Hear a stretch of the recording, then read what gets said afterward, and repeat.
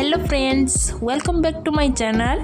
आपण माने समस्ते केमिति अछंती। आज मु बनेबी अंडा तड़का आउ यार टेस्ट बिल्कुल ढाबा स्टाइल भलिया ही लागिबो। आ एमिति टेस्टी अंडा तड़का बनेया पई वीडियोटी को लास्ट पर्यंत देखंतु। वीडियोटी भल लागिले लाइक करिवे, शेयर करिवे आ चैनल ले नुआ थिले सब्सक्राइब निश्चय करिवे। तो आसंतु रेसिपी को स्टार्ट करि दबा। नमस्कार, मु शुभश्री कुक विथ देबा चैनल को आपण मानकु स्वागत करुच्ची। आज ये टेस्टी ढाबा स्टाइल अंडा तड़का बनैबा पई मु प्रथमे नैची तड़का डाली।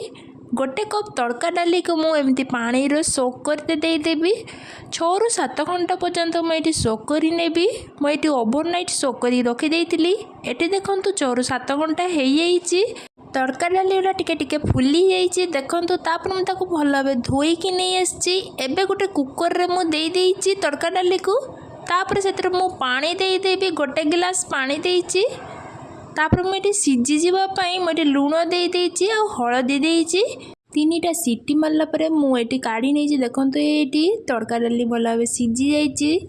आपण मैंने बेसी सीझेबेनी, गोटा गोटा रखिए किंतु एमते सीझी जाइथिबा दरकार।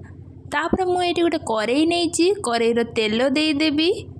ये मु रिफाइन तेल देइछि, आपण मैंने चाहिए सोरिष तेल दे पारे। तापर देखो मुझे अंडा नहीं, 4टा अंडा को एमती मिसई नेबी। भल भाव मिसीगला कड़ई देकी अंडा को भल भाव भाजी नब। देखो माने भुजिया कर नबा अंडार।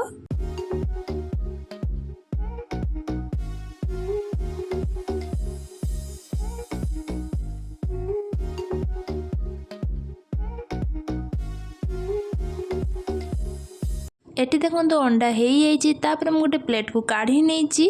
एटी मुझे पियाज, अदा, रसुण आउ टमाटो एमती छोट छोट पीस करके पियाज काटी नहीं। मुझे 3टा बड़ साइज पियाज काटी। आठी रसुण मु गोटे नहीं, आ 1 इंच अदा नहीं। टमाटो मु 2टा नहीं। तापर मुझे सोरिष तेल दे देइछि। सोरिष तेल देकी तापर मुझे जीरा देइछि 1 टेबल स्पून। जीरा टिके फुटी गला परे मु पियाज दे देबी। पियाज को आमे हल्का ब्राउन कलर आ टिके सॉफ्ट होला पर्यंत भाजिबा। एई भितरे मु अदा रसुण को एमती छेचिकी नहीं आसी। आपण माने पेस्ट करेनि, एमती छेचिकी देले टेस्टटा भल आसी था। पियाज अदा रसुण को आमे 5 मिनिट को लो फ्लेम रे कसिबा, जेमितिका मसलार कंचापणटा चली जिवो। एटी देखंतु मसला को मु कषि सारला परे जति गुंड मसला थिला सेटा देई देबी, जेमिति कि हल्दी गुंड आ जीरा गुंड। एटी मु देइछि काश्मीरी लंका गुंड आ तिक्का लाल। तापर मैं दे देइछि धनिया गुंड। सब मसला गुंड को एमिति आमे मिसे नबा। गैस र फ्लेम को आपण माने लो रखिबे, नले मसला गुंड गुडी जळी जिवो। तापर मु एटी काटिक रखी देले टमाटो सेटा देई देबी। सबू को एमती भल भाव मिसई नेबी। टमाटो शीघ्र टिके सॉफ्ट होइबापई मुझे लूण देदेवी।